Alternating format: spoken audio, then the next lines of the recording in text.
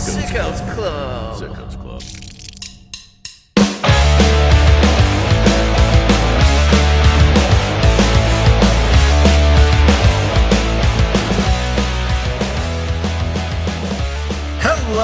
Hello. Welcome to the Hard Way. I am your host person with the most person.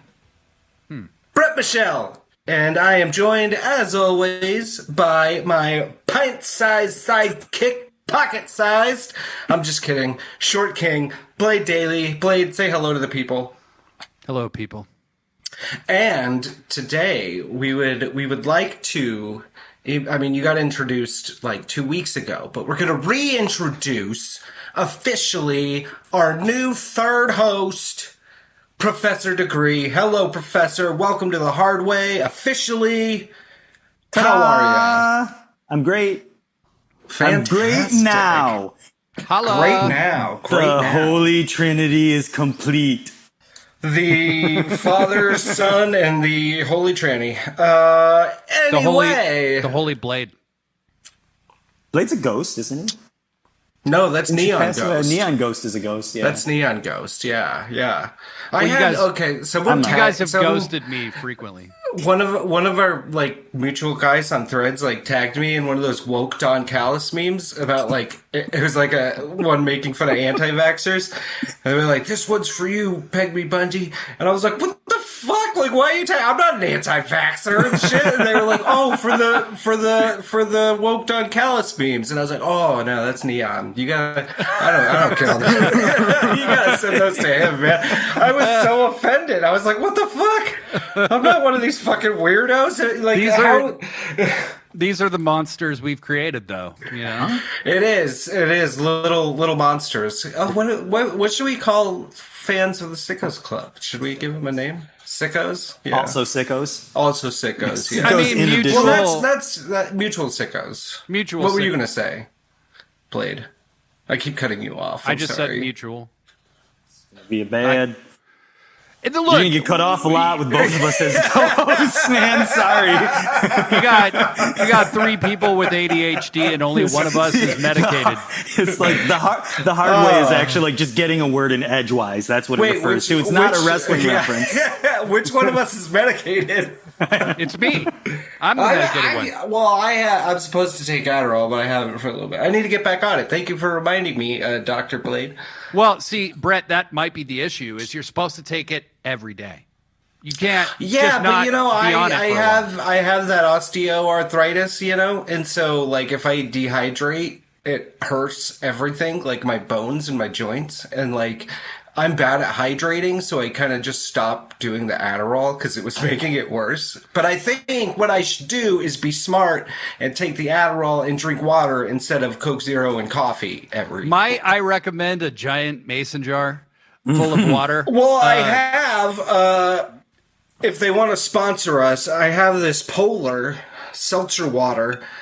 I'm going to pop it right now. We're What gonna is pop it open. gonna take for you to just drink water, Brett? You can get that flavored. We get that flavored stuff, and it's like Yeah, that's what this is. It's no, chili. it's stuff you put into your water. Chili flavored Oh, water. yeah. Fuck that. No, it's chili lime pineapple. Brett will do anything except wants- drink a glass of water. Right? It's like the most amazing thing It's I've so ever seen. boring. No, listen. You just put this. It's like powder, and you just put it in. Oh, and I got then it some of that. basically- The and it- Crystal Lights. Right, it's like and- 5 calories. It's fine. You Yeah, can- well, Pedialyte. this is zero. Pedialyte's good for a hangover. Pedialyte is good. Yeah, Cocaine? Cocaina. Yeah. I do not. Run, sniff run the to coke. the I yayo. only smoke the Speaking Sinsemilla. of cocaine, we're talking about ECW, ECW. today. ECW Beep, beep, beep, beep, beep. Heatwave 1998. Are y'all ready to get into this? Oh yeah. Y'all ready for this? All right, so this was the 5th Heatwave event produced by ECW, and it took place on August 2nd, 1998, from the Hera Arena in Dayton, Ohio. In attendance were 4,400 screaming fucking maniacs. No, like, ECW fans are fucking nuts. Like, They were. Like, one of my biggest regrets in life is that I wasn't born early enough to, like, go to an ECW event Same. live. Same. Like, I think though that the Sickos, we have an opportunity to become this generation's nutsos. I went to an ECW show, but it was like much later on. It was. Was it when WWE took them? I'm trying to. No, it was before that. They were still like ECW proper, but I'm trying to think. I don't even remember. Like Rhino might have been in the main event, so it was like just before. Oh yeah, sure. It was at the tail end, and it didn't feel like the good Terry. I wasn't there. I think ECW. The good Terry. Right. Well, but like ECW creatively, I think '98 is like the end, like the last year of them kind of being in their prime, like so to speak, being that underdog company. And then I think once they get the deal with the national network before they became Spike, I think that's when you start to see the wheels start to fall off creatively. You see the burnout from Paul Heyman. This is like... Did you call it the National Network? It was the Nashville Network. But then it changed to the National. It was the Nashville Network. Yeah. It was a country network. And then it became the America's National Network. Country home. Well, with the way the country's going, they could bring it back now and call it TCNN, the Christian Nationalist Network. Hey, or the Nationalized Network. The Nazi network. Let's just go cut right to the chase. I mean, call it what it is. People aren't too bright these days. You can't make them think too hard, That's true. Well, anyway, we start with Joey Styles hyping up the crowd, and even he gets a goddamn chant. Yes. But he brings out his co-announcer for the evening, the ECW champion Shane Douglas, who is accompanied by Francine, who is, of course, wearing a thong and a nightie because ECW. Do you think her ass got cold on that chair all night on the steel? I mean, maybe she had like something to sit on. I don't know, like a little butt pillow. I don't think being comfortable was a big part of her job. No. I do think Francine looked great. She did. I always liked Francine. Yeah, I like the little bit where Francine. It's so funny to me. ECW, home of the hardcore, home of the blood and the guts. And when she gives Shane Douglas a kiss, and he like falls over on his back like he's like a cartoon character. And there's a few of those things throughout the show. Chris Candido's a big one. I like that stuff. It's like for as hardcore and badass as you are, you're still Looney Tunes, Like it's so goofy. And she's funny. And she's the tallest one in the fucking ring too. Yeah. Obviously it's the main event, but everybody in that fucking main event sold like they were HBK selling for Hogan. It was ridiculous. It was very cartoony. Especially Devon. Devon Dudley looked like a fish out of water, just flapping around. Like he'd get punched and just do a backflip. It was insane. It was beautiful.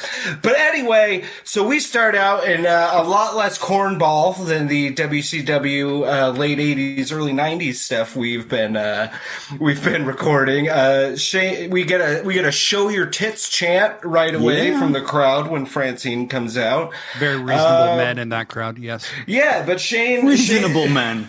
Shane cuts a little promo about Bam Bam and Taz, who are fighting later in the night, and we get I don't know why I wrote this note down, but Shane says through the goddamn concrete floor. Yeah. Yes. Because he put him through the ring last time. Yes. That was like the famous through the ring. That's right. Hey, okay, so. Did any of you have the Ruthless Aggression album that was like the rappers doing WWF themes? Nope. Fuck no. Nope. Okay, never mind. Anyway. Good story. Yeah. Because there's on Taz's, because Cypress Hill does Taz's, does a song for Taz on it, and at the end they have audio from Taz and ECW where he's like, "False count anywhere in the building," and I was just wondering if that was from the Bam Bam stuff he was. I think it probably was. Probably, also, did you notice Taz's? So like we had covered. I had like a re-CW like version where they've redubbed the original music back into. For this show, I have that for every ECW show, but like. we had talked about how Taz's original entrance music was War Machine from Kiss, right? Did you They have notice? it on mine on the cock. Well, so here's the thing. Did you notice in this one, it's like they made their own version of War Machine where it was like a hip hop beat with the riff? This time? I didn't catch it, no. Yeah, so like, I'm like, did you just steal the riff from a Kiss song and then like put it to a beat and be like, yeah, it's ours now? Isn't that like every WCW theme song from the late basically 90s? yes. Yeah, pretty much. Yeah, Pretty how much. DDP comes out to like Right? smells like preteen spirit. Right. Yeah. Smells like What? teen spirit. When I was Yeah. watching this, when Taz was coming out, you know, they had War Machine, and I just kept thinking to myself, like, well, Taz is from New York. Like, he could have gone with another Kiss song, you know. Yeah. Back Back in the New York groove. Because I'm back in the New York groove. Fantastic. In I the don't New know why York groove. Taz being a Kiss fan is just hilarious to me for some reason. I feel like most wrestling fans I meet, I shouldn't say most, but many wrestling fans I meet are Kiss fans. At least Well, of a certain yeah, age. how could you not be? know? I mean, it makes sense. Yeah, it just yeah, adds up. theatrics, costumes. ICP stepped in to like There you carry go. that mantle forward. Yeah. Sure. Just The face you paint know, mantle. the face paint, weirdo culture clash. And somehow Guar never got mixed up in that, and I'll never What is understand the it. deal with that? They are like a pro Yeah. wrestling band. It's like- they why- belong. Yeah, how did Guar and like who are those people? The Kaiju Big Battelle or Big Battle. I don't know. It's spelled kind of funny. You know what I'm talking about? And like No. they do. So it's like I don't know. I think they're still around, and they set up like Oh, paper yeah. mache. In the ring will be like a city, and then they dress up like big like crabs, like they look like Power Rangers or Godzilla monsters, and do matches and shit. I guess I've never been to a show. I don't know. Speaking of which, I saw Shin Godzilla 4K on the screen Oh this yeah, week. That fucking rules. movie's good. Fucking nice. rules. Nice. That movie is awesome. It was awesome. Well, after Shane Douglas cuts yeah. his little promo, we get that ECW, that iconic ECW intro, man. I remember the first time I ever like saw that as a kid, it was like, because ECW came on at like 1 a.m. on some random ass channel. And I remember seeing that and it scared the shit out of me, but like in a good way. You know what I Right, mean? yeah. I was still in that age where you were like, you didn't know how much was real and how much wasn't and stuff. I was like terrified of ECW, but I felt so fucking cool, like sneaking it in my room at like 1 a.m. Jesus Christ, that intro. Anyway, we go from there to our first match, which is just incredible. Hold on. Yeah. Hold on. What? Blah. I wanted to comment quickly on Shane Douglas and Francine. Oh, okay. They come down to the ring, and yeah, they do that thing, you know, Degree pointed out, where like Francine kisses him on the cheek, and he falls down dead. You know, they get in the ring, and Shivani goes, or not Shivani, Styles goes like, "You're looking great, champ," and Douglas goes off script. Whatever he was supposed to say right there, he doesn't say it, and he's like working the crowd a little bit, and then Joey Styles, who you think of as being like this rapid fire kind of guy, goes, "Looking great, champ." Like there's a scripted thing that's supposed to happen. Yeah, and he's trying to bring Douglas back to earth. But what I really gleaned out of this whole thing, and so what Douglas says is, you know, he's talking about Francine looking hot, which of course she's gorgeous. Like she's really, really attractive. And it's all a boob joke. The giant thing is a boob joke where, he's like, I've got a new suit. And she goes, I know where you're going, yes. and she goes, "Well, I doubt your new suit costs $6,000 like these." And it's like her boob job. And then she like stuffs Styles' face into her boobs. What a great job Joey Styles has. And then they go off into their thing, right? A little scripted, kind of very not ECW feeling bit. So anyway, I just thought that was worth mentioning. But what we see in this is Shane Douglas at re-examining Shane Douglas as a 45-year-old. He felt so edgy and like on the, he's so comic book villain in this whole thing. Oh, yeah. Now, It's just because like, he says fuck a lot. It's because he says fuck a lot. That's right. That's what I was trying to get, like, what I said earlier. Like, he just right off the bat, like, the first thing out of his mouth is like, fuck! Yeah. The other person who really thrives on just saying fuck a lot is Bully Ray. Like, Bubba Ray Dudley. Oh, my God. Oh, well, I'll get to that later. Yeah.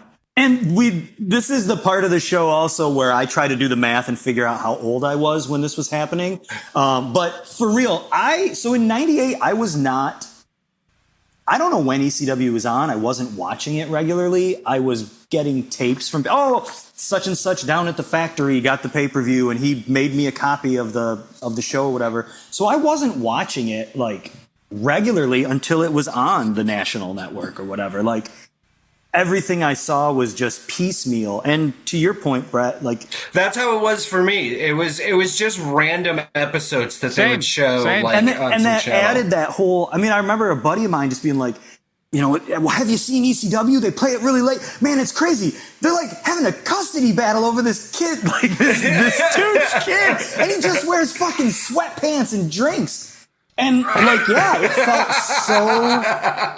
it felt ECW to me always felt like, oh, this is what you think wrestling is? Well, okay, we're going to turn it up. Yeah, we're not even going to turn it up to 11. We're going to go all the way up to like 13 or 14. Right. You know, like, yeah. All the stereotypes, the tropes, the cliches. Everybody on this show, whether they are in the crowd or whether they are in the ring, looks like the people I grew up with in Bay City, Michigan. Wow. Every one of them. I said this on Threads yesterday, but you know $3 Bill Y'all had come out the year prior because every other dude in the crowd is wearing a backwards red baseball cap. Right? Yes. Like just Fred Dursting it up. Every dude in the crowd almost has a backwards. And a lot of jorts. I counted during one of these matches, I forget which one, but I counted. And there was seven men in the front row wearing baggy jorts. 7. Well, and keeping in mind, this also is in Dayton, Ohio. So it's not in ECW stronghold, right? It's like, It's not in the ECW arena. It's not in Florida, which was kind of their like backup location, kind of their second home. And it's in Dayton, Ohio. The signs. So, you know, there's always a lot of homophobia in the signs from this time. But there's one sign, like, so Justin Credible walks down to the ring wearing a shirt that says "Got Blood," right? Which is like a play on "Got Milk," you know, which everybody had some dumb version of. But some guy just has a sign that says "Got Porn." I wrote that in my notes. I wrote this in my notes as well. There's no question mark. There's no question mark. It's just a definitive statement. It's like I have porn. Yeah, he's the guy. It's in his trunk. I'm like, this guy's just sitting there like, hey, anyone in the crowd needs a copy of fucking Bukkake Blasters '94. I got it in the trunk. Meet me after the show. Like, I'm your guy. You give me that Dusty Rhodes shoot interview. Yeah. That question mark really is so important to that It really sign. ties the room together. It really does. It really does. Oh, my God. All right, so we got Just Incredible versus Jerry Lynn. Blade, you're the play-by-play guy. Take her away. Okay, so Just Incredible and Jerry Lynn had been feuding for some time, basically having a series of matches that were going to culminate with this match. And whoever wins this match wins the feud. And they literally say that. Yeah. Right? Like whoever wins this match wins the feud. And Just Incredible had been Aldo Montoya in Portuguese Man of War. The Portuguese Man of War wore a fucking jock strap on his face and was rumored to be a member of the Clique, although I think that was always a pretty tangential relationship, honestly. He rumored that he was a member of Right. And he has become a famous wrestling grifter in his post-wrestling career. Oh, is he? He is notorious guy who you send him money and he doesn't send you what he promises. But yes. So Anyway, he Sorry. looks like he's on steroids in this match. He's about as big as his body can possibly get. I want to say, too, I fucking hated what the refs were wearing. They looked like Pep Boys employees. Right? All the It was refs. weird. They did. They looked like automotive employees. Like exactly what they look like. I felt Yeah. like I was watching some dude, like a bunch of dudes they just plucked out of AutoZone. Like, hey, what are you guys doing later? You want to fucking ref these matches? It's Pee Wee Moore and John Finnegan. Look, they count so fucking fast too. Dude. yeah. It's, anyway, we're going way off the rails. Yeah, yeah. So, So the play by match. play, I'm bringing it back. I'm bringing Except it for back. later when fucking Joey calls one of the counts a slub count, and I was like, that's actually like aesthetically what most of these refs look like. Right. So like they look like AutoZone employees. They have red and black striped shirts. It's weird. But Just Incredible, as he's coming down, Joey's like, a lot of people said he didn't deserve the attention he was getting. He wasn't good enough. But, he's proven himself to be something else. He comes out with Jason, who is like the male model guy. He's got Nicole Bass, Brad. Looks like a fucking tank. Yes, Joey is implying that Nicole's a transvestite throughout this entire match. Yeah. Very, very late That's- 90s. To put Very it late nicely. 90s. Yeah, and Nicole was subject to a lot of that. That was kind of like half her gimmick, was unfortunately that. They The were one also, cool line he had, Well, though, it was the same shit with China and WWF, It was the just only- more overt with Nicole. Yeah. Right, yeah. The only cool part was when he says, we should call her Russia because she's so much bigger than Yes. China. Yes. And he does that a lot. Yeah, he yeah, takes a lot of yeah. shots. Like, we don't say sports entertainment and things like that. Yep. Right. And And that then was you the only also, nice thing he said.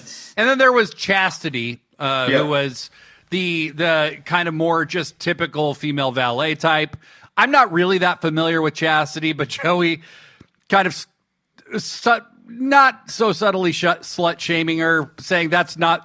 Why is that her name? Kind of like. Right. Well, I mean, it's kind of like a trope at this point that if a girl's named Chastity, she's probably not. She's Right, anything but right. chaste. Chaste. Right, it's like her. It's like a way to get heat, basically, Yeah. is to give her, she looks like a stripper, and then you name her Chastity. So then you have Jerry Lynn as the opponent, and Jerry, I had been watching Jerry Lynn matches because they used to carry Global Wrestling on ESPN when I was a kid. I saw him wrestling Sean Waltman on national television in 1991. Okay, so I knew who Jerry Lynn was for a long time. And he comes out and he's like finally figured out something that caught on. Like, that's really what it was. And Jerry Lynn, I think, is not a rocker dude at all in real life. I don't think that's his deal. But, like, he's just like, I just throw up the devil horns and I just go down to Because ringside. he right? looks enough like Jerry Cantrell that it's like Yes, it's that's passable. who he That's looks like. what it He is, looks like you Jerry know? Cantrell from Yeah. Alice in Chains. Yes. Totally. Yes. So he's just like, rocker horns, whatever. And he just like, he doesn't even look like there's any conviction behind it, but it works. Like, he just does that. His pants are kind of baggy. His pants are kind of A baggy. little bit. This whole match, like, Just Incredible's crew is just like, okay, well, who's left at the bottom of the drawer that we haven't used yet? Yeah, right. These guys don't have anything. You're a group now. You're a stable. Like, it doesn't really make sense. There's no unifying thread. It's a little love to- clown car of people. Yeah, with his jorts that he rocked in Yeah. the ring. So he had obviously probably dumped some water on his head before he walked out, but like the water landed on his shorts in a way that it looked like he pissed himself. Like it looked like he had tinkled. There's another person who really, for a minute, I was like, they pissed themselves. But it's later in the show, but we'll get to that at some point. Did y'all see that clip of Trump pissing himself on the couch at Fox News? No. I'm not at all surprised, though. Look it up after this. I will. You see it streaming. Oh, wow. Oh, God. Anyway, Our okay. president, So ladies and gentlemen. Extreme. we're going back to a somewhat better time, I guess. I don't know. Okay, so it's Just Incredible versus Jerry Lynn. Just Incredible is a better wrestler than you knew, right? If you had just seen him in WWF. Yeah, he as is. jockstrap face Aldo Montoya, but he and Jerry Lynn have a pretty competent match. This match really does highlight what I consider to be the hilarity of ECW, which is all the cheating that goes on, because you could just do it right in front of the ref, which they always end up doing by the end of the match. Hardcore rules, man. They're one of these matches. I have some notes here where like they're distracting the ref, and I'm like, they do it in every match. match. This What's match. the point of that? Yeah. I mean, it tells a good story, but yeah, It's a choice that they've made, which is like dangerously. Heyman has concluded that you need to attempt to hide it from the ref for heat. But at some point, every match is kind of like a tag match where at first the cheating happens behind the ref's back, but by the end, the ref's just lost control, right? Yeah, pretty much. That's what happens in every ECW match, whether it's a singles or a tag. Like, it doesn't matter. do you remember the Tick? You remember the Tick cartoon? Yeah. So I read an interview with the creator of the Tick where he described him as nigh invulnerable. And what that meant was if he needed to defeat 20 ninjas, he could defeat 20 ninjas. But if the story called for him to be defeated by 5 ninjas, he could be defeated by 5. Right, That's how the story worked. And that's kind of ECW rules. It's like, well, there's no rules unless there's rules, but we still have to distract the ref because it creates like a, something, story, whatever. It's kind of like what, I mean, we're kind of doing the same thing as fans with AEW and the count outside of the ring, Right. Oh, sure. It matters when it matters and it doesn't when it doesn't. You know what I mean? Oh, guys, by the way, just real quick plug for a podcast that is not even related to us, but AEW's Unrestricted podcast that they do every week with Aubrey and Will Washington. The guest this week is Rick Knox, famously horrible referee Rick Knox. He is such a great guest because he talks about refereeing, and Aubrey's right there with him, and he talks about the on-screen incompetence of referees. Yeah. And he's like, it's literally our job to be fucking morons. Like, that is the job.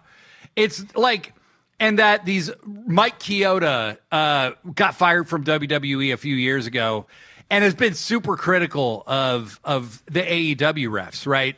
Yeah. Because it got him a little bit of traction, right? And so, like, he's talking about these refs who are like, well, if I was the ref, I would do. And he's like, you would go into business for yourself. You would just you would get fired immediately.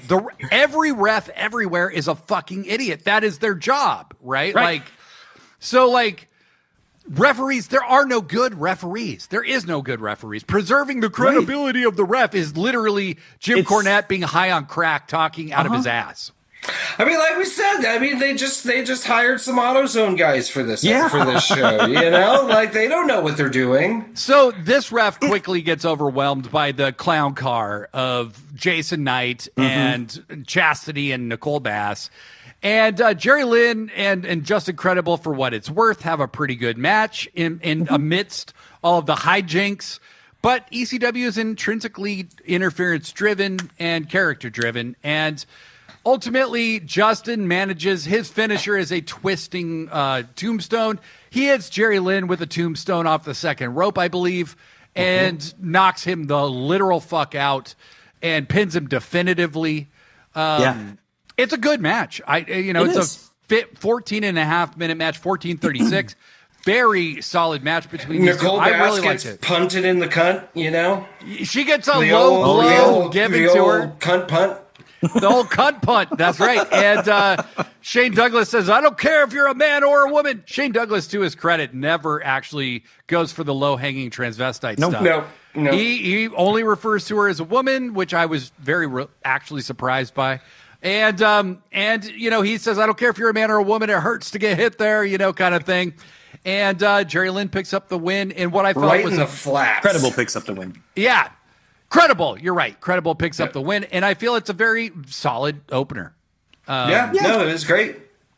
Jerry Lynn is one of those. Jerry Lynn is always like, he's one of those if you know guys. He's always solid. I think Styles even says he's one of the most underrated people in the business. And Justin Credible is one of those guys where it's like it seems like he's got all the pieces except for one, and you're always just waiting for him to find that one, and he never quite found it. He can't talk. He just can't talk. I guess that was it. But even there's no aura. There's no aura. And no disrespect. I mean, I'm not a pro wrestler, but I always dug him as a kid, like he was never one of my favorites, but I enjoyed his matches. I liked him because he was like the little brother that was just fuck you. Fuck you, I'll show you. I know I'm not good enough. I can't, my goatee doesn't connect to my mustache because I'm only 22. Fuck you.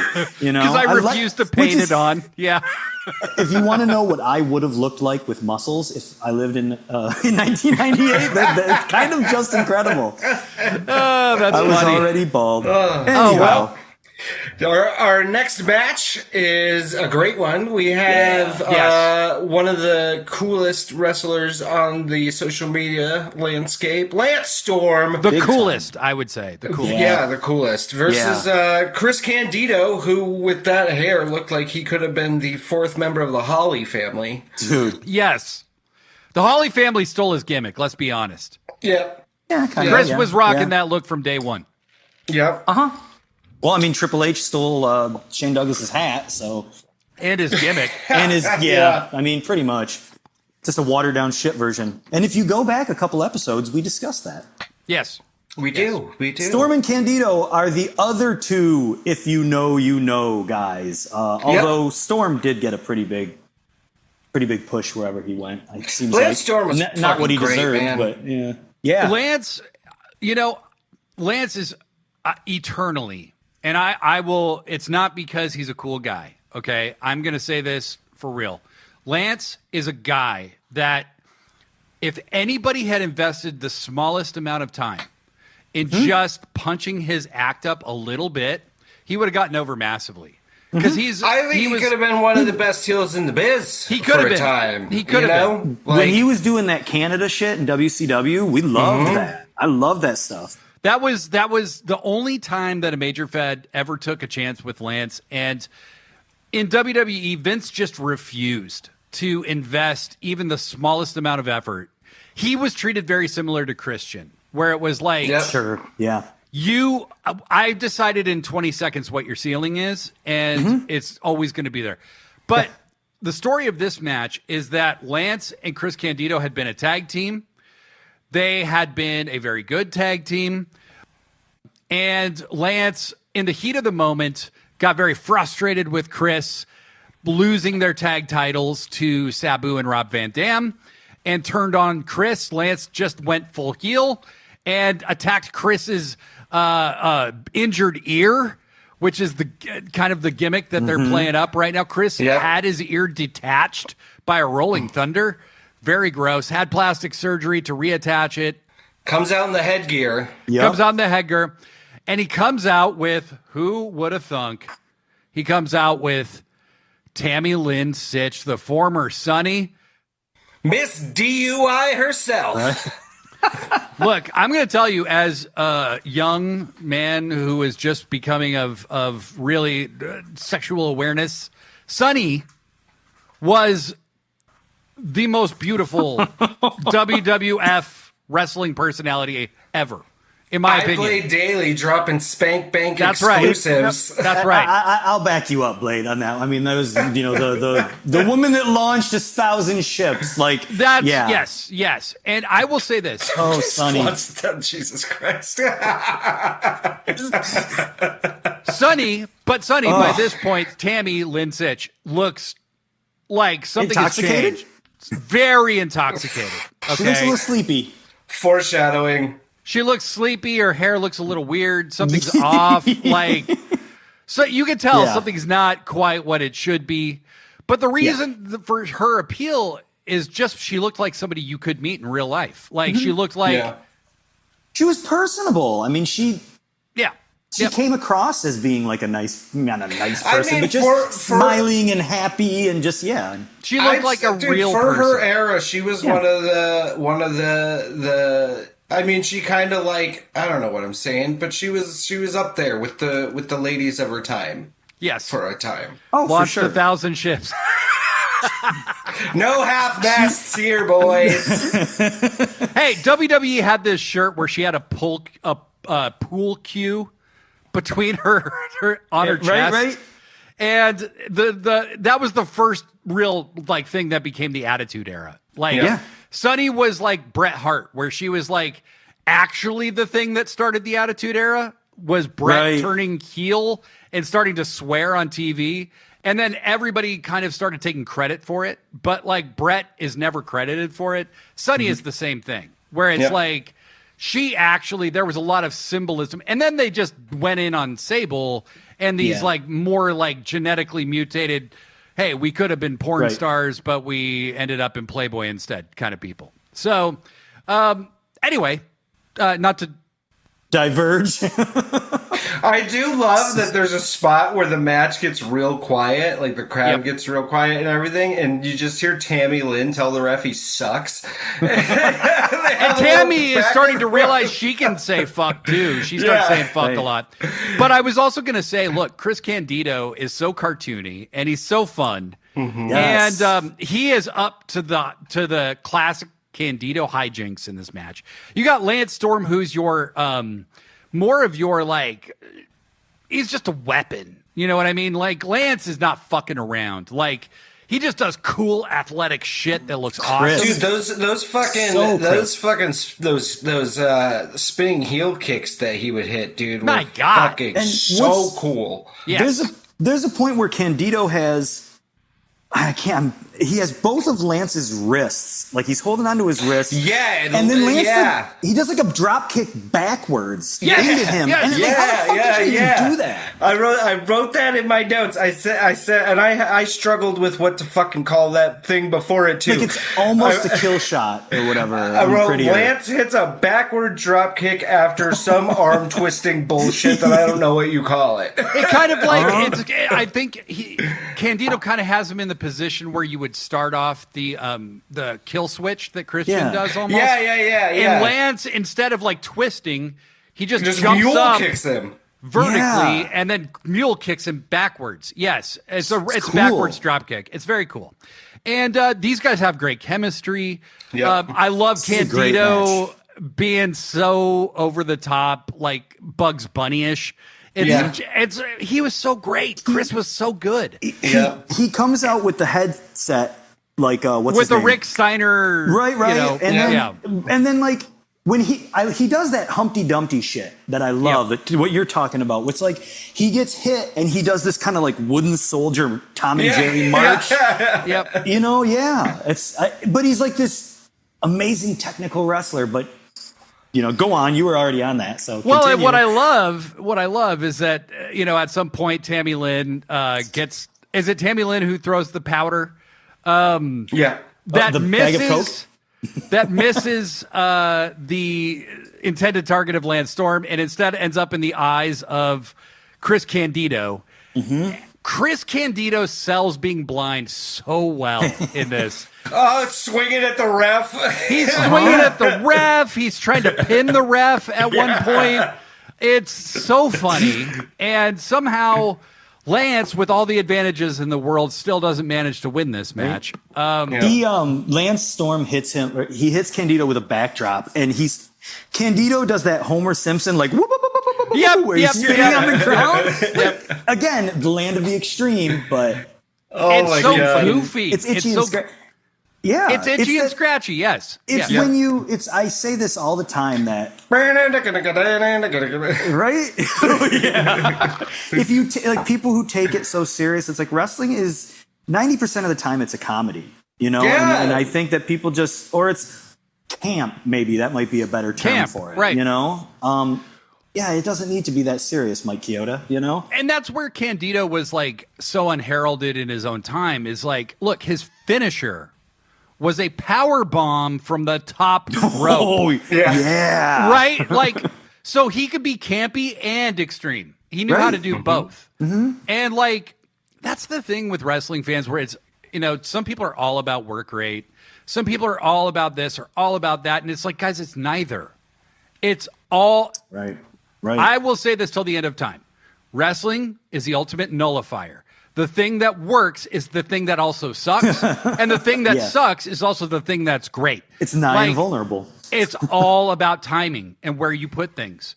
And if you put them in the right spot, anything works. It doesn't matter what it is. And above all of that, I'm one of those people who, like, I don't care if it's done traditionally or how it's always been. Like, is it fun? Yeah. That's what wrestling is supposed to be. It's supposed to be entertaining. Like, did you watch it and did you have fun? Like, if you're one of those people who watches it and goes, well, you know, that's not how an arm drag is supposed to be done. Like, you're a miserable fuck, and I'm like, like, go enjoy whatever. Like, I love folks who get all hung up on the seriousness and the realistic aspects of wrestling. Yeah, and they want it to be like the good old days. And I'm like, okay, you realize that in the good old days, Dusty Rhodes swung his arm around backwards 3 times to wind up for a punch, which doesn't really happen in real life. Shut the fuck up. You know? Like, I love going back and watching the old stuff because it has to be logical. Right. None of it was.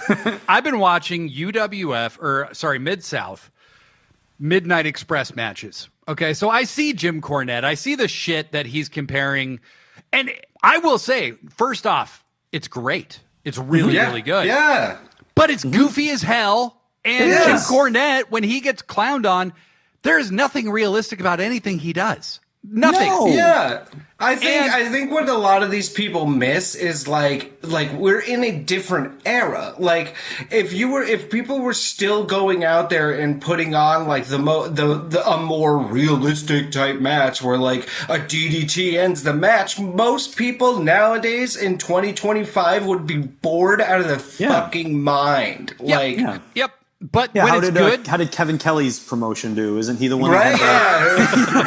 That But I will say this: so Bully Ray, insufferable prick, hard to swallow. Like I don't care about anything he thinks at all. No. When I see people sharing this stuff, I automatically block them or mute them. Like even if it's to dunk on him, which is I don't a bummer care. because I mean, you know, the Dudley Boys are my favorite tag team of all time. That's the thing. So here's the uncomfortable truth about wrestling. And Brett, you and I have talked about this as we talked about Ric Flair. You cannot like Bully Ray the guy. But when you start to say he's overrated and he always sucked, I have to stop listening. Because he wasn't bad. He was great. He just thinks he's better than he was. Yep. And that happens in this world. Like people get up their own ass about their legacy, right? Yeah, you know, like, I mean, you know, Bully Ray's takes infuriate me, you know, because he's kind of one of those guys who has that mindset of like, well, that's not how I would do it, and how I do it is how you should do it. But, like, greatest tag team of all time for me, you know? Right, I love tag team wrestling. It's what got me into pro wrestling was because of the TLC era, you know, which, I mean, I get non-traditional, blah, blah, blah, blah, blah. And I mean, that's kind of what infuriates me, though, a little bit about him, right? It's like he has these takes that are like, well, that just went a little too far. I'm like, you power bombed an 80-year-old woman through a table. Like, give me a fucking break, you know? But, like, as a kid, like, that shit was so fun to me, and you're not going to take that away from me, no matter how fucking miserable he can be. Right. I'm still going to pop every time I watch old Dudley Boy matches, you know what I mean? Right. Well, and so, you know, anyway, this, you know, Chris Candido and Lance Storm match, I led us very astray, Mr. Play-by-Play over here. But well, that's what the show's all about, isn't it? But in our stoner-ish conversation, I guess the whole point is to say Chris Candido gets blinded by this powder. He plays it up to the hilt. He makes every second of it really funny. He's trying to pin the ref. They set up this spot where Tammy is being so antagonistic towards the ref that he grabs this ribbon that she's wearing as part of her dress. And Candido pulls the ref down to try and pin him because he thinks the ref is Lance Storm. Yeah. And that makes the ref pull the ribbon, which creates a wardrobe malfunction for Tammy, which ends up setting up this whole thing that leads to Chris Candido powerbombing Lance Storm off the top rope and pinning him. And his tailbone and head hit so fucking hard. It's crazy. And Lance lays down like he's dead. He sells like $1 million for Chris. Lance, it's a great match. Chris wins.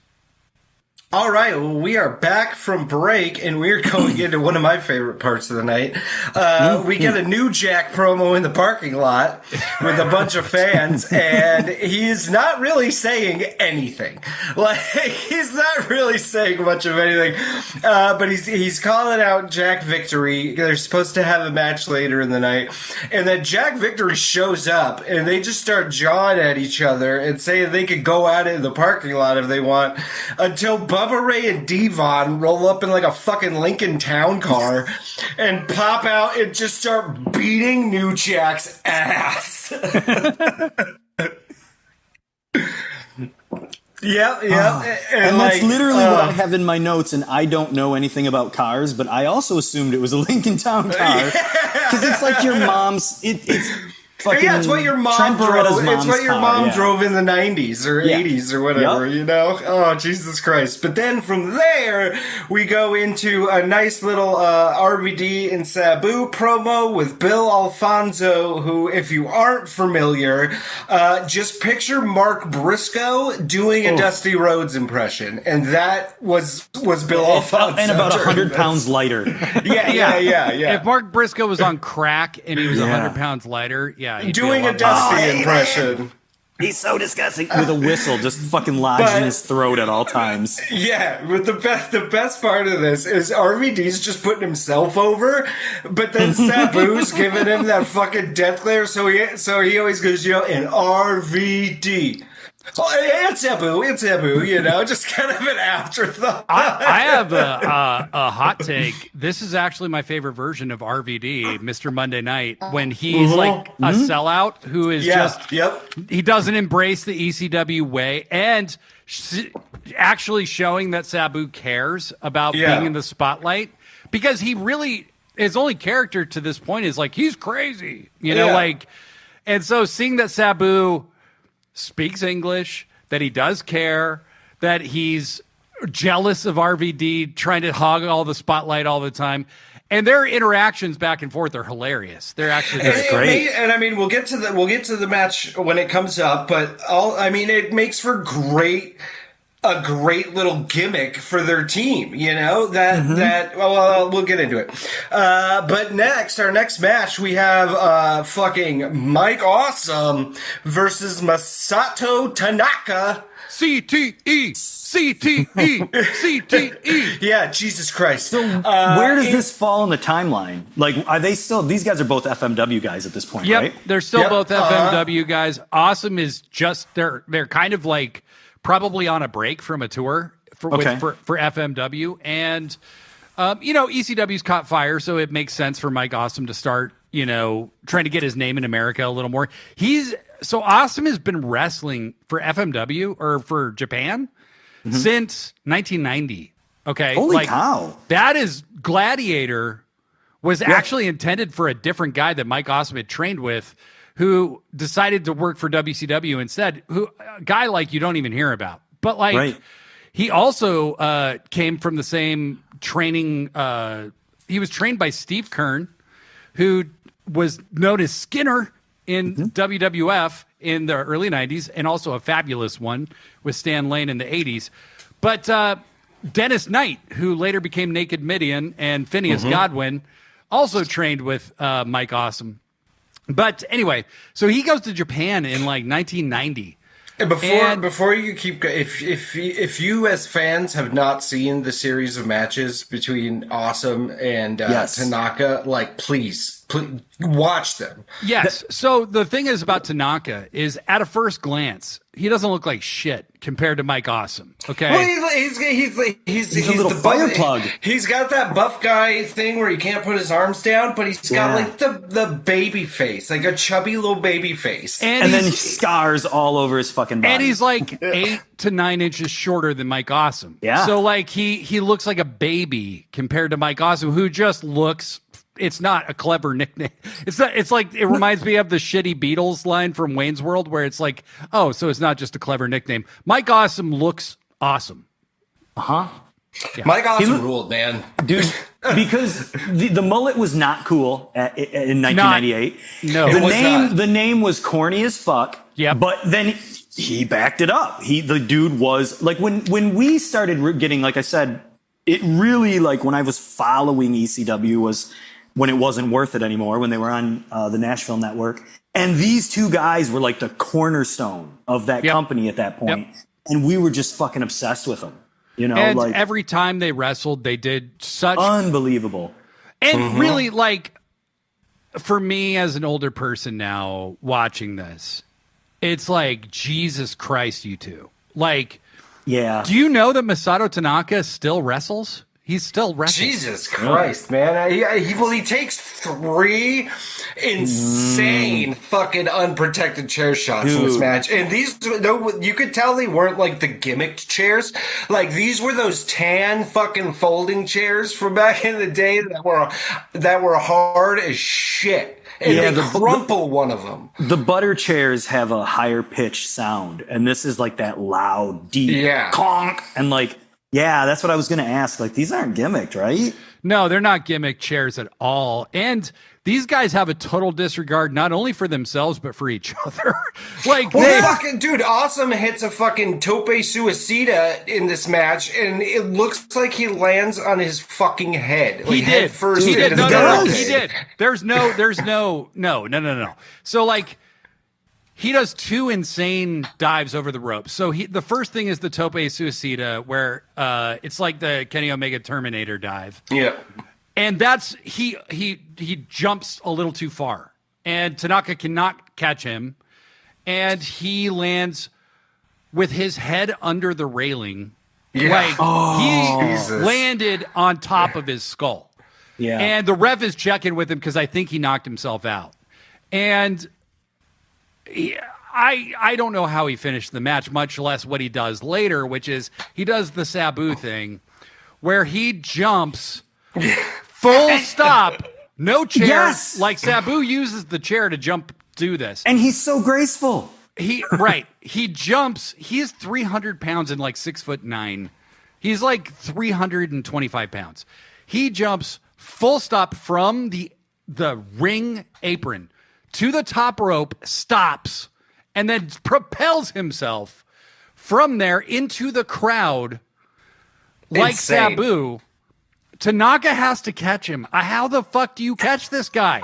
Insane. And so the first entire half or 3/4 of the match is just all Mike Awesome. You're waiting for him to just pin Tanaka. Right. But there's a whole nother part of this match still to come. Well, then they try to do, because Awesome had sent in their last match had sent him over the top rope through the table with the power bomb or whatever, and so he's trying to do it again. Yep.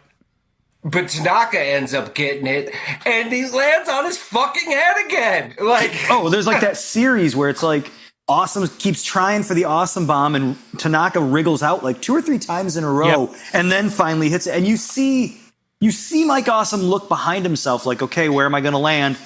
And the answer is directly on top of your fucking head. This is insane. It's probably the kindest moment in the match is Tanaka lets him set the table where he feels safe with it. So, he's setting it like he's going to do it to Tanaka, but he's really doing it for himself, right? It's like, I think this is about where I'll land. He lands top of his head first through this table. Yep. It's unfucking believable that they continued to have a wrestling match after this. Tanaka rolls his gigantic ass back in the ring, goes for the pin, and he kicks out. Like, take the fucking pin, you fucking psycho. And it was also at this point in the match that I noticed, I'm pretty sure Dennis Rader was in the front row. The BTK killer, if you're not aware. He was probably having a great fucking time because, like, this is a murder you're watching live on television. Jesus Christ. There's a point Styles is talking about how, I'm not going to name names, but nobody else that tall can do what Mike Awesome does. And Shane Douglas refers to him as one of the new breed of professional wrestlers. And that line stood out to me so much, where it's like, here's a guy who's huge that can do crazy stuff. Here's just the types of things that we see now. Again, I know we say this all the time, but this match would have fit in on Dynamite. If you pulled this out today, you could do this. they wouldn't. Well, they don't have big guys as much, but maybe it would be like well, but they also Lance would, Archer or something. Yeah, all the chairs would be gimmicked.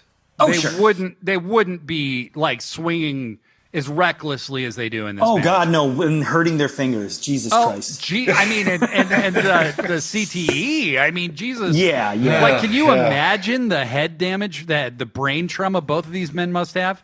So I don't even remember the actual finish anymore, but Tanaka pins awesome.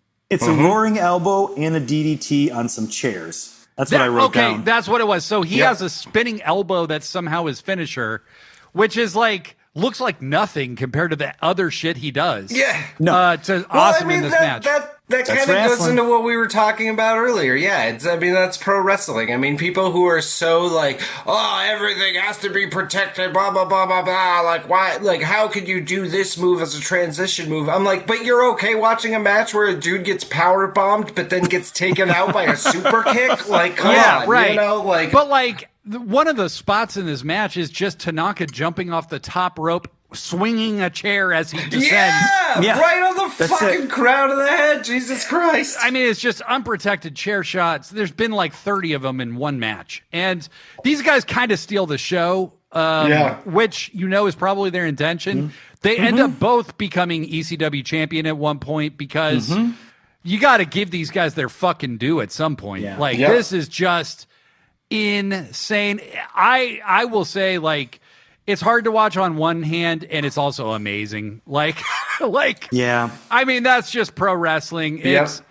These guys should never have done this shit. Mike Alphonso, the former Mr. Mike Awesome, ends up with a terrible ending to his life later on. But he was a fantastic wrestler. He really was. Yeah, and we were big fans. I was a huge fan of Mike Awesome. Like, later, they would have a match at the first ECW One Night Stand where they also stole the show. And Mike was wrestling for a contract that he never came. And it's unfortunate. He passed away far too young, 42 years old. But Masato Tanaka is still active, still wrestles. How old is he now? He's got to be almost 60. I mean, he's got to be close to 60. Wow. Well, before we get into our next match, it is time for my weekly fashionable fan. And, please. Yeah. It's the dude in the crowd who just doesn't have a shirt on.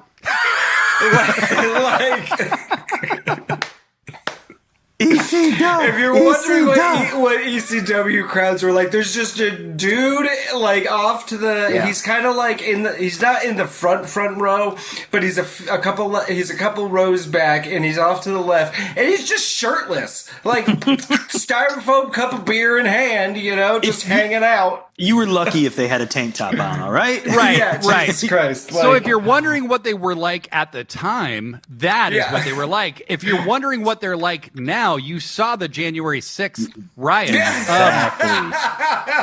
A different kind of red hat. Right. Very different red hat crowd, but red hats nonetheless. Do you think that's why Fred Durst doesn't wear a red hat anymore? Probably. Yeah. Dude, they're pretty cool. I never would have thought this, but because a lot of those bands from that era kind of ended up being weird conservative and shit. But Limp Bizkit's pretty fucking progressive, man. He turned out cool. They're especially cool with like trans rights stuff too. Like, I didn't know that. Yeah, fucking A. Someone was saying that Fred Durst... He's in that one movie.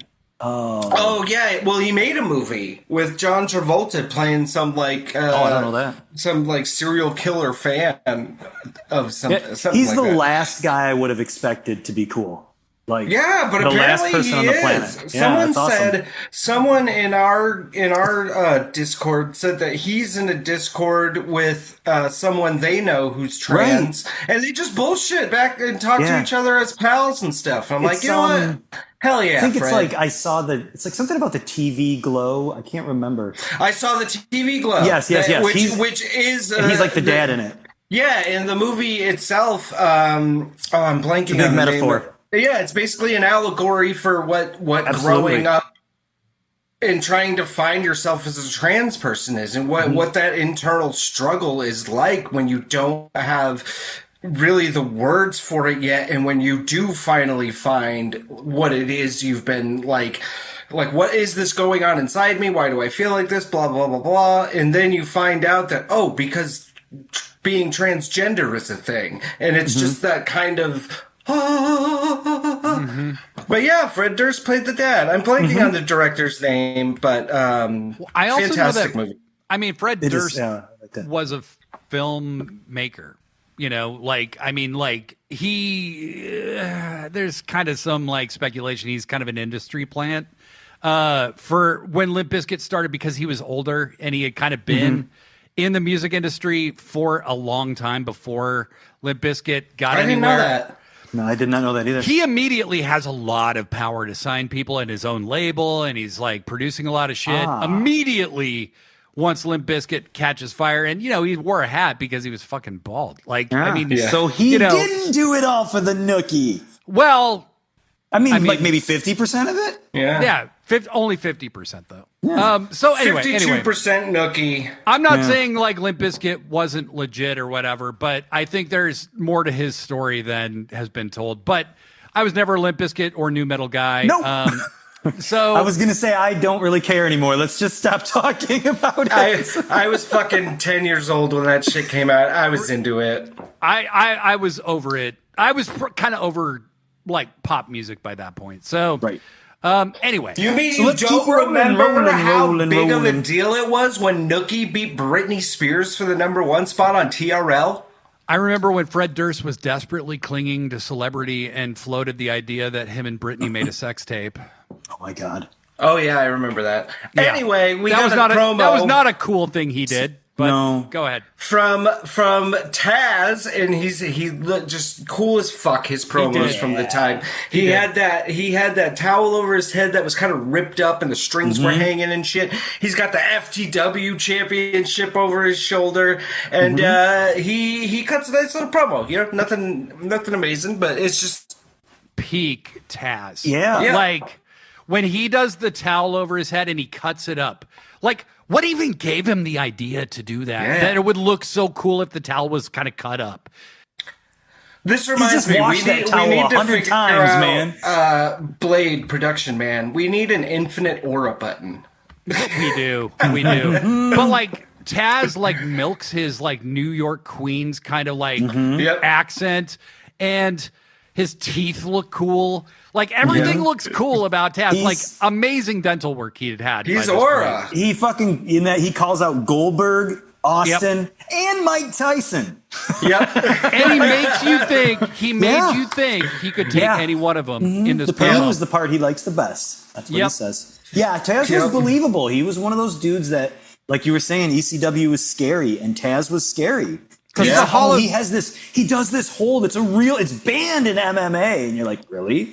Holy shit! Cool. He's one of those guys who he was short. He was a bowling ball of a man. He was a bowling ball of a man, and the industry rejected. I mean, he's not dead. I mean, obviously you see him every week on Dynamite. But I mean, he's in a different kind of shape at this point in his life too. He would tell you that himself. But like I would just say like Taz, he's a legend as a wrestler in his own right, and he really made a name for himself in a way that you never would have expected based on looking at him as the Tasmaniac before this. You would never have imagined he had this kind of star power inside of him. Well, especially not after what fucking WWE did to him. I mean, he came out rip-roaring and just fucking chokes out Kurt Angle at the Royal Rumble, and then nothing. Like, feuds with Jerry the King Lawler. Like, but that's another thing of Vince taking a look at you and in 20 seconds deciding who you're going to be. Yeah. And then You're a little never garbage letting man. you escape that. Ever. That fucking stupid garbage man outfit. Him and RVD are just like, you had talked about it earlier about the whole Mr. Monday Night gimmick. It's like, this guy shows up in WWE, he's got a built-in chant, he's got a built-in fan base, and his fucking gimmick is that he's been trying to get to your show for years, and they fucking blew it. It's like, you what were you thinking, Vince? And I know what he was thinking, but Well, I think just there's RVD two people that you got to blame for the RVD thing. Well, And Triple H as well. You think? Levesque Yeah. is a big part of that problem, I think. Yeah. Like Levesque was very threatened by RVD. I'm sure. And Jericho and certain people, Yeah. like even Booker People T. with I that would, built-in fan base. yeah. I would With think Booker, a grassroots fan base. yes, because Levesque just never had the charisma of No. those guys. He just never. No, he had no connection. Are you saying? Yeah, exactly. Like he could do that for 20 minutes, and that was what he had to contribute. Do you think I got my job? The game. Cause I'm the game. Like he literally speaks the way James Hetfield sings. Anyway, next match. Then the Dudleys are backstage. Yeah, we got oh yeah. Oh, my that's Write right. this down. My favorite was Tommy Dreamer. You can give your soul to Jesus, but your ass belongs to the Dudleys. The ring is our church. I fucking took the time to write this whole thing down. The ring is our church. These are our colors, and the 3D is our cross. Tonight, Tommy Dreamer, it's your cross to bear. Yep. Fucking A, that's awesome. That was good. That is the hardest shit in the And world. this was when Bubba was putting on that fake like Southern dumbass accent, like. And he's kind of in and out of it at this point, it seems But like. yeah, so Bubba was like in a state of transition at this point himself, where he had started as this stuttering Southern guy. And the implication was that he was special needs of some type, right? And transitioning from, okay, I'm not that, but I still got to put on this Southern affect Yeah. because he's getting away from it gradually, and then it just becomes revealed he's from New York. But then they go to WWE and he goes back to the I was gonna stuttering say. shit. Right. Well, for But not like for very long, right? 10 minutes. No. Yeah. Well, very quickly, when they show up, they're still rocking the tie-dye, Bubba Ray's stuttering until Devon smacks him in the back of the head. But then very shortly after, Vince, I guess, had told them, they got to get rid of the tie-dye and get something that looks cooler. And apparently they just went to an army surplus store and bought camo. And that's how they... It worked. It worked. I was a big fan. I mean, Yep. We'll go back to that later. Yes. Yeah.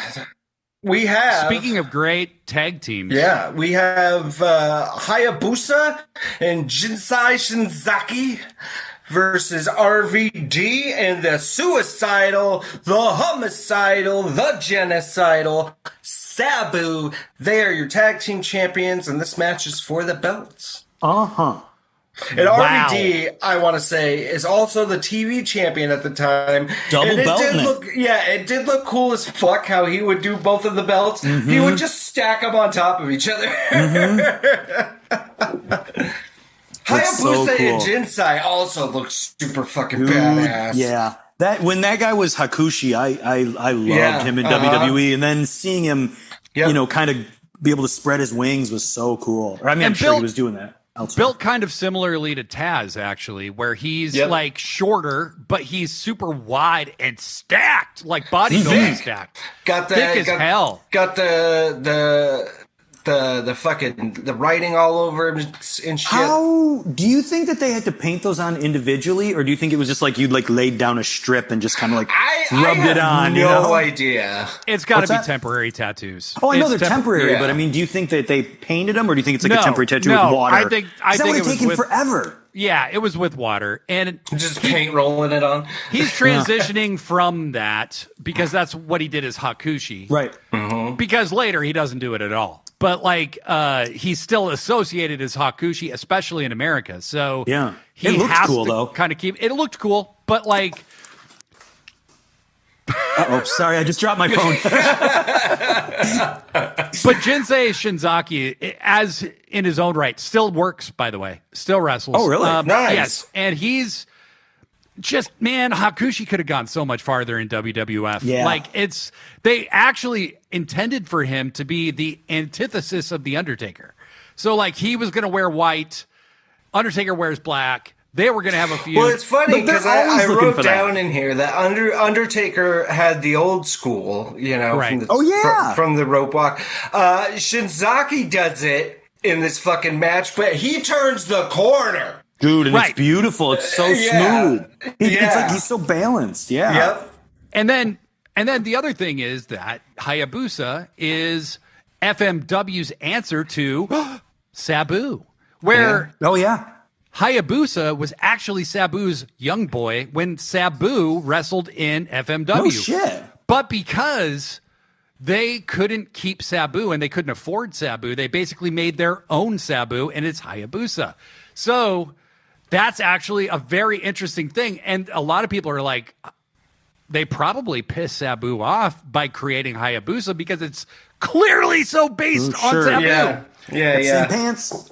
I would also say that, the scars and everything. I mean, it's clearly so based on Sabu. So what I would say, though, is that this is the last of Sabu's physical prime. Like, where he's not so beaten up with injuries. He looks so crisp in this match. He looks good. God damn, Sabu's so good in this match. Like, you guys know what a mark I am for Sabu, but like, Hayabusa shows the greatness and the terribleness of Hayabusa in this match, where he botches a lot. But he also, when he lands what he's trying to land, it's so perfect. Hayabusa is a fucking legend, and he got better as the years went on. He had a tragically short career, unfortunately, due to injury. So this isn't too far into his career then? I mean, he's a big deal in FMW. Him and Onita and a lot of other people are kind of intertwined. But I would say that Hayabusa, by 2000 or 2001, he's done. Oh, wow. Okay. So, he's been wrestling for about 5 or 6 years. He's maybe 29, I think. Joey Styles actually says he's 29 and like Shinzaki's like 32. So that makes sense because I thought it was a little sloppier. There's parts at the beginning where Hayabusa. I don't mean sloppy in a bad way necessarily, but looks like there's a little miscommunication between Hayabusa and RVD. There and is. then they find their groove as it goes on. But Yep. at first I was kind of like, well, this is surprising. Like This match. Well, also early in this match is kind of what I was saying about, Sabu and RVD being so great together in this era, kind of fighting that internal fight with each other. Yes. The match takes a while to start because RVD and Sabu are fighting over who's going to start the match.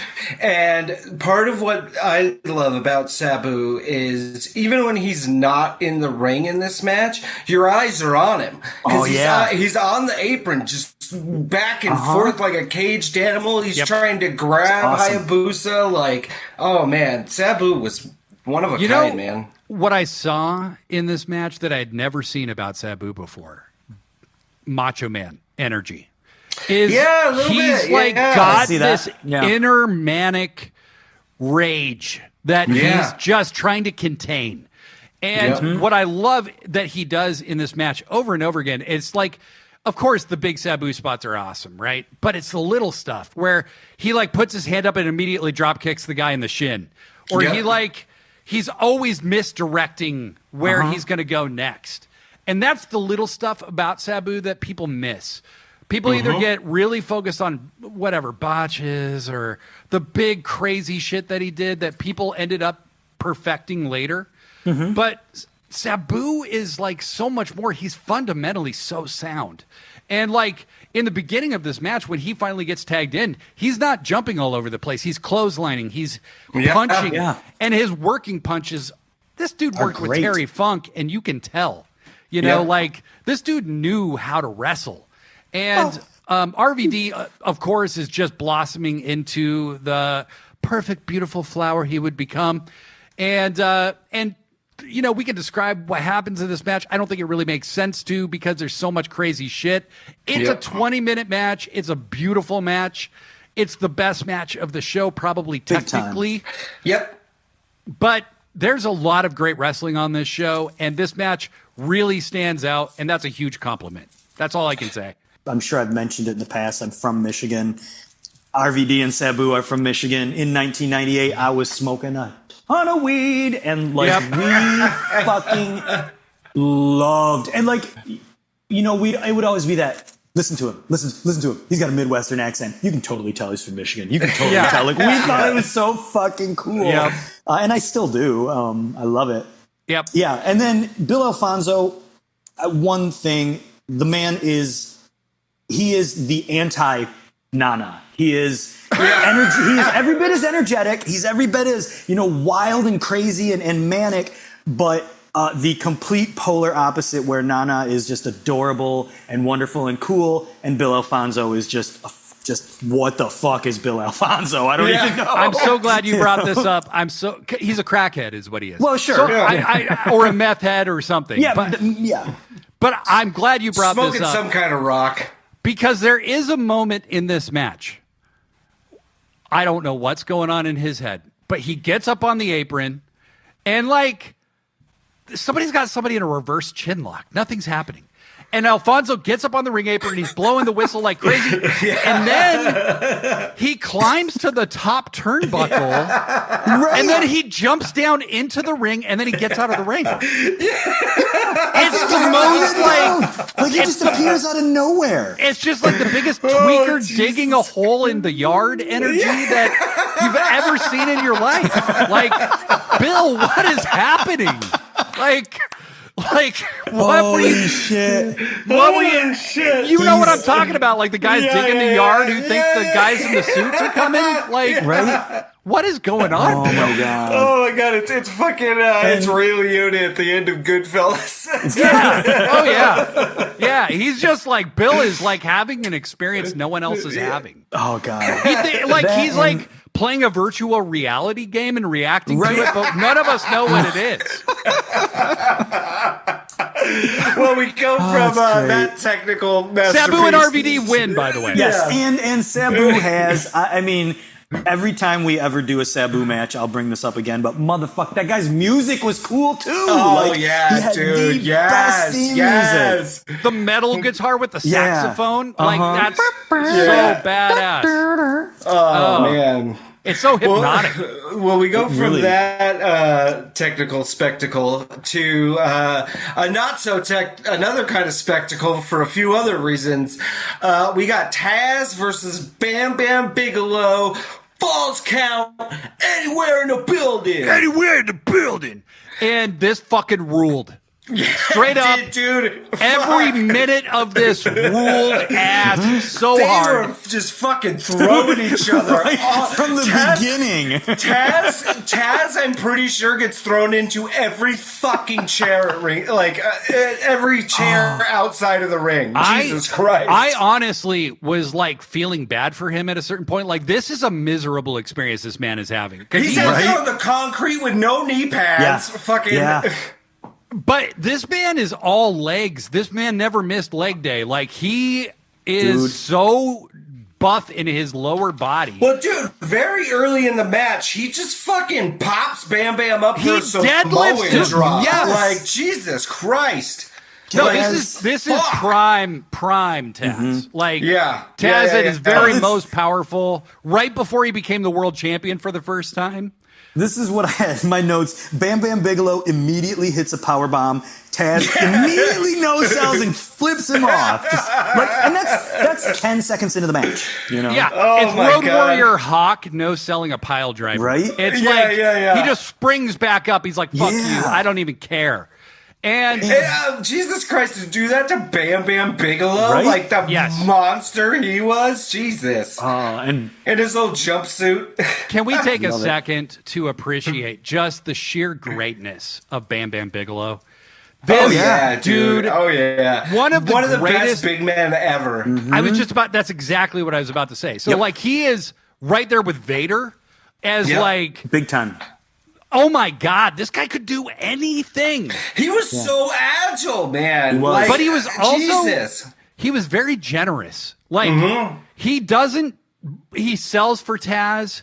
He doesn't like fuck over Taz at all. No, they both look great in this match. Yep. Taz at one point does a flying body press, that's not what Taz does. Right. He flying body presses off the ramp into the crowd. And that's like a few minutes into this match. Oh, they spent most of the match just like Taz getting thrown around in the crowd, like into all the chairs. My God. And Bam Bam Bigelow also, and I That man has there is no better professional wrestling name than Bam Bam Bigelow. No. None. Man, it's alliterative, it's goofy, it's serious. Bam Bam Bigelow. You look up fucking pro wrestling in the dictionary and that's the name. Like, And you got a it's such 350-pound bald guy with tattoos all over his dude head. on his fucking head. Dude, I have memories still. Like, one of my first, like, oh shit, this guy terrifies me. You know, kind of the way. He's like, one of them.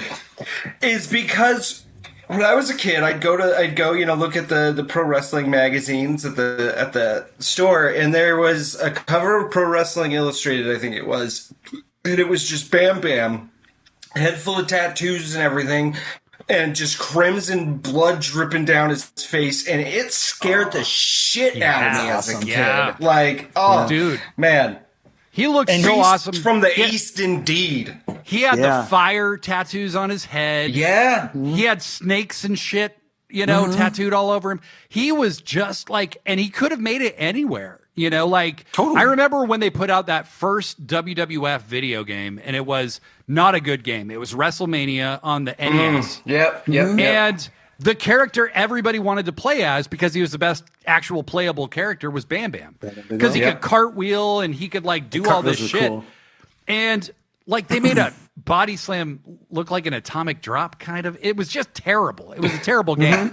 But Bam Bam was the only highlight of it, and he just never quite landed anywhere for a prolonged duration. But No. but his ECW run is actually one of his very best runs. And he got to felt be like a world champion finally somewhere. Yeah. Yep. Yeah, I felt like it's like that's where he got the due, like what he deserved. Yeah. Very much. Main eventer. Yeah. And he had clearly just gotten a new beard and mustache trimmer. Yes. For this match. Yeah. He took it a little too tight, anymore, and you would have had to shave that off, dude. He went with the and- Blade and Daily this- mustache on this one. In Yes. this match, he looked a little less like a monster in that regard, and a little more like some dudes I used to like work with who did HVAC. Yeah, Or fair he enough. could have been wearing a bowling hat or something. Like he Yeah. you know, Wait, he a looked bowling hat. What's a bowling a hat? bowler's hat is what I mean. He could Like have a been like bowler. a Yeah. not like a somebody who bowls. Like he Right. he looked That's very good. old like a school. derby, like a bowl, Like a yeah. derby, yes, a derby hat. Like he should That's have where like I- a turtleneck or something and be like, Yeah. That's why I got confused. I was like, I don't think bowlers wear hats. Like, You know like what a it dock is? He's worker. reminding me. Who's that guy who is always trying to borrow cheeseburgers off Popeyes? Wimpy. yeah. Wimpy. I'll gladly Yes, pay you Thursday for a yes, cheeseburger. yes. Yeah. He looks like Wimpy. So if Wimpy could kick your fucking ass. yes, if Wimpy could literally murder you. So in their first match, they had done the spot where they went through the ring, Yep. and Bam Bam pulls Taz out because he's unconscious and just pins him. And Taz never took pins, ever. And in this match, they topped the spot Oh God, did they? because they replaced a part of the ramp. I don't know how they did this. It was a very, very cool magic trick. Because With paper. Bam Bam is on Taz's back. And Taz drops Bam Bam back first through the ramp.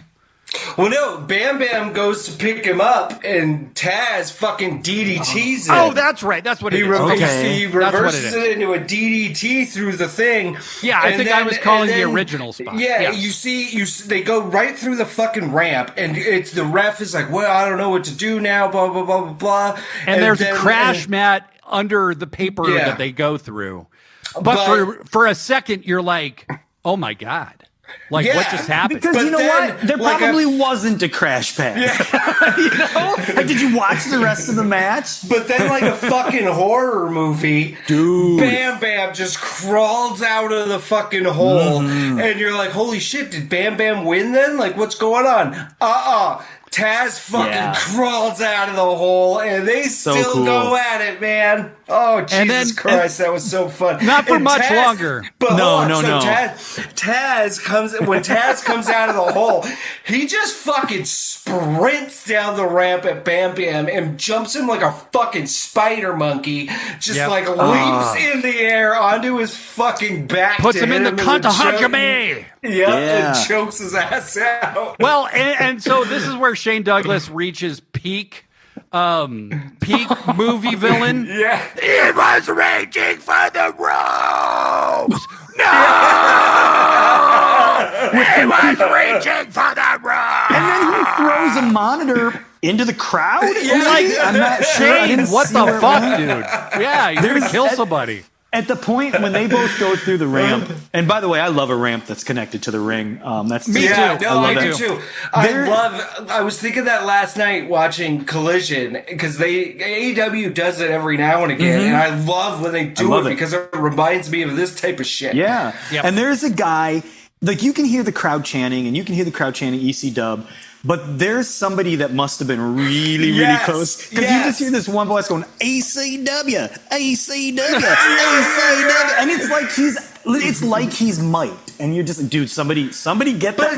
But it's so, fucking great because you can hear it because he won't stop, and you can hear his voice starting to crack because he won't stop. It's so But good. it's that thing where I just, like I had said earlier, everybody in this pay-per-view looks like the people I grew up with in my hometown. And that's, I was kind of teasing, but at the same time, that's kind of part of the appeal is that you have this really I don't want to say low rent because that sounds negative, but it's a step above indies. You know what I mean? It feels high quality in the sense Big that time. the wrestlers are great. But the ring is dirty. But the ring is dirty, The and ring it has feels stains in it. it's the best of both worlds. And I think this is really the height. This is the best ECW pay-per-view. It's what we talked about with the Yep. smoky. When you watch old pay-per-views and you can see the smoke in the crowd and there's that haze. There was that's what dreamy I want quality wrestling to to it. be. Yeah. I like And- for wrestling to feel that way. I want it to feel like 1978. Well, our buddy Al from the Discord, I think, put it the best. Wrestling feels the best when it's got a little bit of fucking pomp and circumstance, but it still feels grounded in some type of reality. It's 100%. it's not this tremendous spectacle that WWE is now. It's you want it to still feel like you're watching a sporting event. You want it to Well, feel it's- immediate and like you're still in the moment, which is why I respect that AEW, for instance, they don't do a lot of. Even if there's a brawl, it happens at ringside or it happens near the ring. It doesn't happen like Swerve and Hangman was such an exception to the rule. Right. And it was perfect for what it was, but that shit doesn't usually happen. That's why it worked. Is because in WWE that shit happens all the time. Who cares, right? Oh, they beat up each other at the mall or something, who gives a shit? Stone Cold and Booker T in the grocery store was hilarious. That was awesome. Yeah. Booker T, it's because of Booker T, honestly. He made that. There's an element of wrestling that is exploitation, and when you get that dirty, gritty feel to it, it captures that. Well, to me, it does the job that I it's think. like a grindhouse movie. Yeah, but to me, it keeps it just grounded in enough reality that you can suspend that disbelief, Yes. And that's what got me so away from WWE in the last couple of years, is it's like, I don't want to feel like I'm watching an episode of fucking Severance, or something like that. Right. Like I want to feel like I'm watching a sporting event and this shit is happening at that event, I don't need Roman Reigns and fucking Cody Rhodes with 50 security guards meeting at the 50-yard line of some big giant fucking football stadium. I want this to happen I want it in the arena, When Kenny Omega comes out wearing fucking workout shorts and a Redcon shirt, and it looks like that's what he looks like in real life. I like that. I want dudes to look like they're guys that I work with. I want that way when Dusty Rhodes says, "Hey, you put hard times on my family." Hey, man, I know what that's like to miss a paycheck. It fucking sucks, Yeah. And I don't think that when I look at a superhero in tights, but I do think it when I see Hangman wearing jeans or whatever. So If you want to look sexy as fuck, go to sickosclub.com/merch and get you some. Well, it's and like kind of Tony Khan does a good job with that when he does these like, okay, whoever wins this match is winning a fucking bonus. Like, love the money thing. Like, yeah, it's a perfect like, okay, what are the stakes in this match? What? Because a big complaint is like, well, there's no stories. It's like, yeah, there is. They're fighting for $100 it's grand. your job. Like, So we get to our main event, and but much like this show, it's more talking than match, because you get the Dudleys come out. It's Bubba, Devon, Big Dick Dudley, Sign Guy Dudley, another fucking dude. They got the fucking blow up doll, and Joel Gertner, who just Joel, I always leave them sore, yet they still come back for more, Gertner. And then Bubba gets the mic, and just every Dudley Boy promo in ECW was essentially Bubba Ray going, we're gonna kick all your fans in your sister's roast beef sausage wallets because you're all faggots. Like that was the Dudley Boys in ECW. There you go.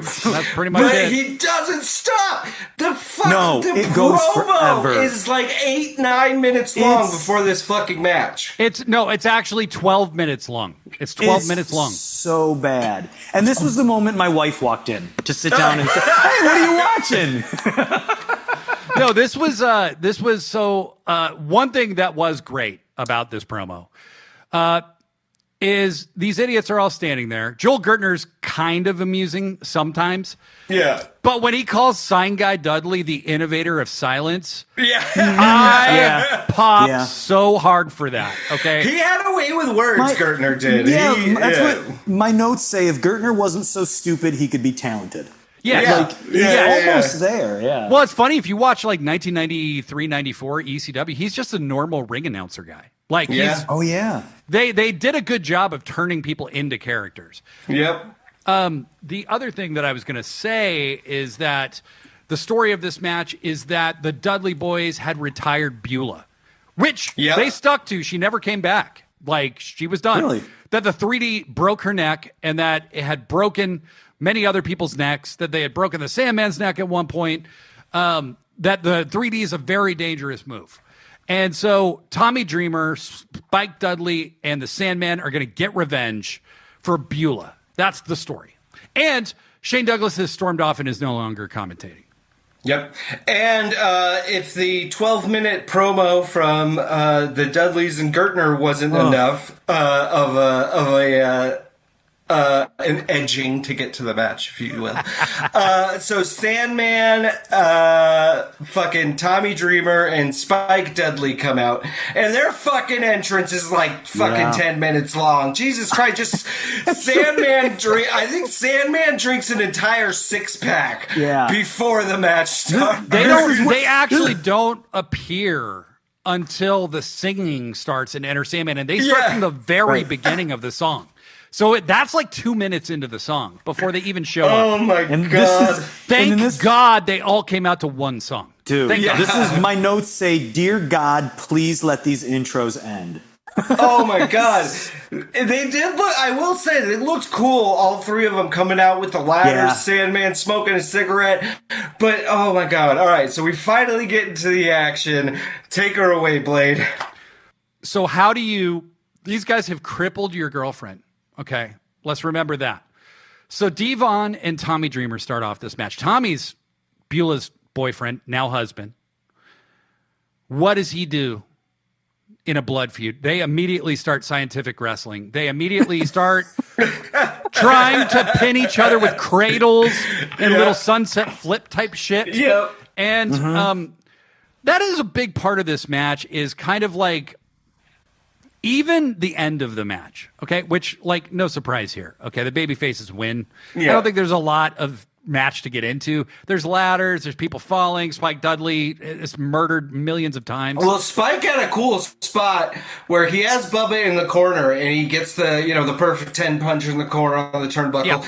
And then he stands on fucking Bubba's chest. Like and then he drops like he's gonna hit him with a Hurricane Rana, and Bubba just power bombs the shit out of him. It looked so cool. It was a fun little spot. It was a fun spot. And my other thing, I'm so mad mad that they renamed Spike's little tornado bulldog out of the acid corner. drop.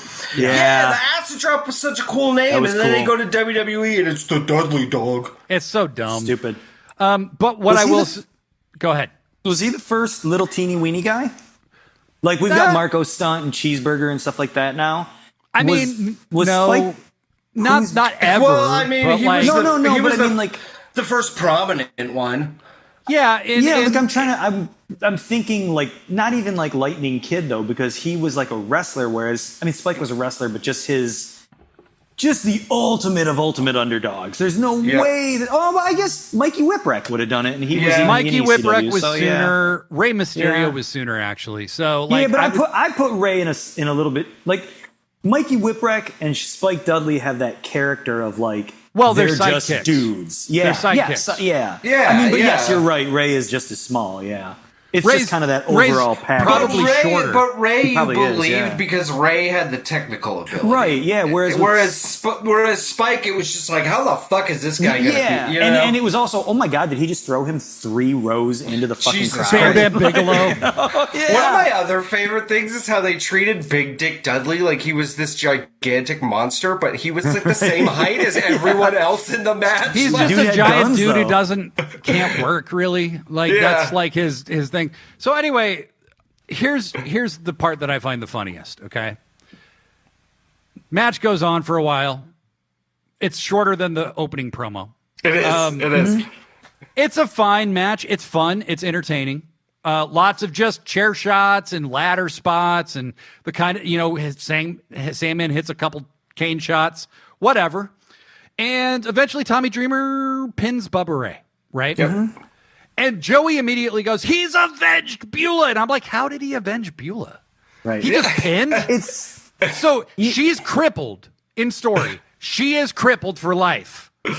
And he has just pinned this fat man's shoulders to the mat for 3 seconds. And that's revenge? It works a Like, lot you're not how, going to murder him? You're not going to stab him or right. something? It's like how physics work in wrestling. It's like, that's okay. Yeah. Yeah, like, so that's revenge. So the best part of this, though, is after the match, they're celebrating, and then fucking New Jack. well, not yet. Celebrated 80s jobber Jack Victory. Oh, yeah. With the coke Comes guitar. out, fucking cracks Tommy with the guitar, and then so they're all beating up Tommy, and then out to even the score comes New Jack, fucking 90s West Coast hip hop blaring, and he's got his shopping cart full of weapons, starts throwing the stop sign, throws them all in the ring, and then he throws the fucking shopping cart into the ring. Well, yeah. So it hits Tommy Dreamer, I think. Yeah, and then after he's already thrown it into the ring, I think it was Big Dick Dudley is like against the ropes, and he just throws the shopping cart over the top of his head and whips him over the top of the rope. Awesome. So what's really funny about that spot when he throws the shopping cart at Big Dick is Big Dick's like, fuck no. And he starts, he kind of throws himself over the top rope before the cart can touch him. Like, he's like, nope. The New Jack didn't give a shit, man. He didn't give a fuck. Like, look, New Jack, people defend a lot of shit that they shouldn't about New Jack. No, period. yeah, absolutely. But the dude had an aura, and He did. like, I respect did. that.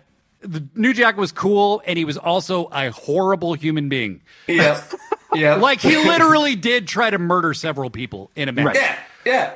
Where he was supposed to be trusted with their safety, But like, whatever.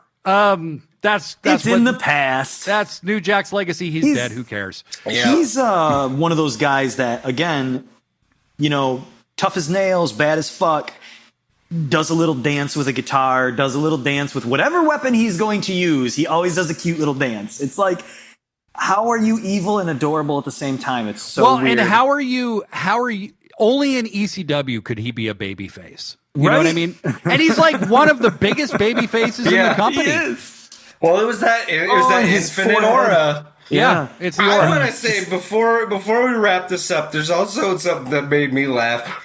Bubba hung upside down in a tree of woe for like 5 minutes. His shorts are falling down, but then you realize his head is just on the mat, and it's like he's just resting on the crown of his head upside down for like the entire end of this fucking match. Yeah. He's taking a little nap. Until he takes the pin. Yeah, pretty much. That's how you do a blood feud, though, guys. You fucking small package your rival until, scientifically you do arm bars and chin locks, and you make sure they know that you're the superior wrestler. That's how you avenge your crippled lover. Oh, yeah. That's how You break my wife's neck, I'm going to schoolboy you, man. That's right. Right. I'm gonna try for a cheap roll up, maybe pull the tights, just to teach you a lesson. You thug. Oh my God. It's very much Republicans changing every single rule in politics, cheating, and then Chuck Schumer writes a fucking letter about it. It's the Chuck Schumer. It's the Chuck Schumer revenge. That's what that is. Yeah, Jesus They Christ. Schumered it. They tried to Schumer their way the to Schumer to finish. the end. Yeah, that's a thing. We're making that a shirt. We're making that a Schumer shirt. finish. The Schumer finish? Yes. That's fucking well. great. So yeah, this is the second time I have reviewed a pay-per-view with you, and both times the main event has been the worst match on the card. Yeah.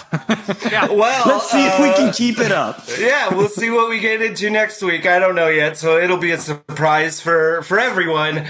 Thank you, everyone, for joining us today and welcoming our new co-host here, Professor Degree, Ta-da. who will be Thank you. back with us next week for another episode of The Hard Way. Bye! I sure will.